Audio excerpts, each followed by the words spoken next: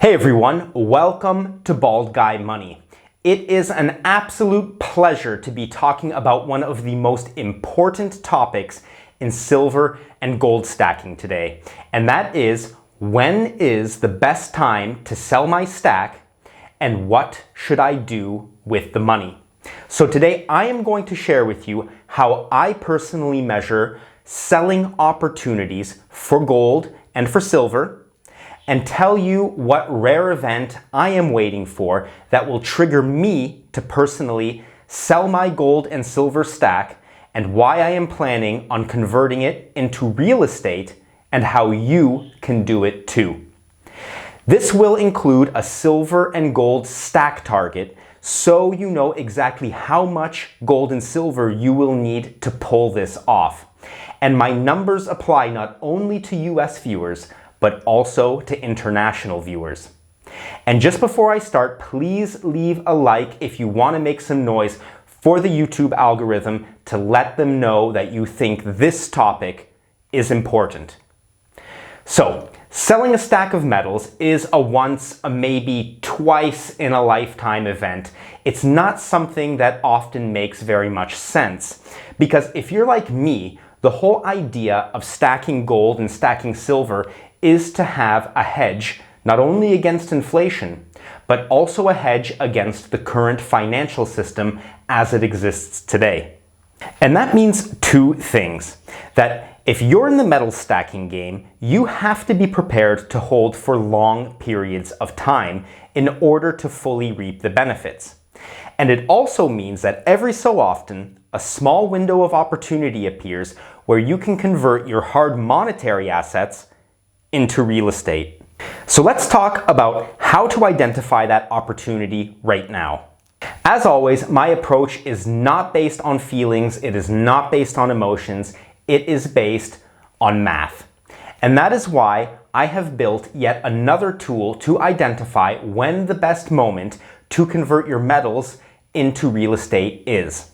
Now, before I share the results of that tool, the output of that tool, I want to quickly share with you the logic and the methodology behind this approach. And the first thing I want to explain are the three reasons why I plan on converting my silver and gold into real estate. The first reason is that I believe in owning hard assets, and real estate is the hardest asset out there. If I'm selling my stack, I am not exchanging it for paper. It has to be something real, something that is a hedge against inflation and can be counted on to appreciate in value, which is reason number two of why I'm choosing real estate. The third reason is that the type of property I am looking at can be rented out to generate passive income, something that gold and silver cannot typically do. And with that passive income collected in cash, I can actually rebuild my gold and silver stack, and in a moment I'm going to tell you actually how long it will take with numbers. In addition to that, it also gives me the flexibility to improve the quality of my life in other areas, just in case I don't want to invest 100% of what I'm generating in rent back into precious metals. Now, to identify the right moment, I have compiled silver, gold, and housing price data since 1987 and have applied a simple formula, you can see it here, to determine a historical ratio between the price of metals and housing to identify exactly where the opportunities have been in the past, and also use this ratio to figure out how much gold and silver I will actually need to purchase the property that I'm targeting, and I will also give you that number in a moment. Please remember, what we are looking to identify is a blow-off top moment for metals versus real estate. So that's why I use the annual high price in my analysis as opposed to the average closing price for gold and silver. And the reason I divide the gold number by 20 is because I stack more silver than gold in weight terms, like most stackers. And I wanted to account for that, as well as make sure gold wasn't the main measure against real estate due to its higher price versus silver. One additional note before we get to the results and to manage everyone's expectations on what I'm talking about, the rental property purchase price I have assumed is 35% of the median US house cost. In today's dollar terms, that is $165,000, and that dollar figure doesn't actually have anything to do with the amount of metals you will need to purchase this property, so don't turn the video off yet, please. I just wanted to make sure it was all clear that we're not talking about the house you see on the left in this image. We're talking about a modest house like the one you see on the right on a small piece of land, and for European and Australian viewers, likely a small apartment in an urban setting up to 40 meters squared. And just to be sure that my numbers were realistic, I checked listings online for the following cities to confirm that I was being realistic, as well as help you all out there understand that I'm not talking about downtown Manhattan real estate. So now to get to the results. And for anyone who wants to access the full data as well as the tool I've put together, that is actually available on my Patreon right now. Link to my Patreon in the description of this video as well as in the pinned comment. And for the purpose of this video, I think it's best to focus on the period between 2007 and 2012 when the world was dealing with the fallout of the global financial crisis. Prices of metals ran up, the price of real estate fell like a stone, and real money became fashionable again as the Federal Reserve started quantitative easing. Because those are the conditions I am personally waiting to see repeated. A real market crisis triggered by credit defaults and money printing. And based on my calculations, the best time to sell your metals is going to be when the output of the equation I shared earlier goes below 2,000. Something that has only happened in 2 of the last 37 years, which has also been a major indication of when metals have maximum value versus real estate. And as you can see in the text box below the table, today we are at 3,841. Which is a little bit lower than the 37-year average of 4,500, and that is driven by the higher price of gold that we're seeing right now, but still a long ways off from pushing me to sell my stack for real estate. And now to the part that you're probably all most curious to see. How much metal is it actually going to take to purchase such a property when the price of real estate falls and we experience another blow-off top on metals? Well, according to my numbers, you will be able to buy a passive income generating real estate in line with the criteria I mentioned earlier, with around 25 ounces of gold and 1,000 ounces of silver, which at today's prices costs about $68,500.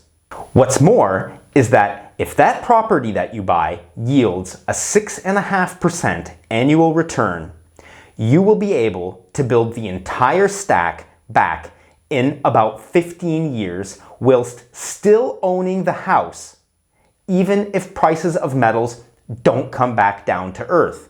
And in the event that metals actually find an equilibrium point versus real estate, the odds are likely that the price of metals versus real estate would actually come down, meaning that the yield that you would be getting from the real estate you purchased would actually enable you to rebuild your stack much sooner than in 15 years, as the price of metals actually comes down versus real estate. Now, I know for some of you this may seem like an impossible target to reach, and for those of you who feel that way, I suggest to just focus on an earlier video I did, which says, especially for stackers who are just getting started, to focus on getting 5 ounces of gold and 200 ounces of silver. That target is still a great target for you to shoot for. But for those of you who are looking to go beyond that and have been lacking a real plan on what to do or when to sell your stack of metals, I really hope that you found this content and my personal plan of what I'm going to do useful. And please share your thoughts with me in the comments section. I'm very interested to hear what you all have to say on this very controversial topic. Now to our viewer question for this video, and it comes from a new viewer who calls himself John Johns, and he asks, what kind of silver should I buy, and what if we go to war with China? So thank you, John Johns, for your question. And now to answer it, when it comes to what kind of silver I am personally buying right now, I am, as I've mentioned in past videos, focusing on reputable bars. But I also think generic rounds are a very solid option that I've spoken about on my Patreon as well, because the premiums on sovereign coins are really getting out of control.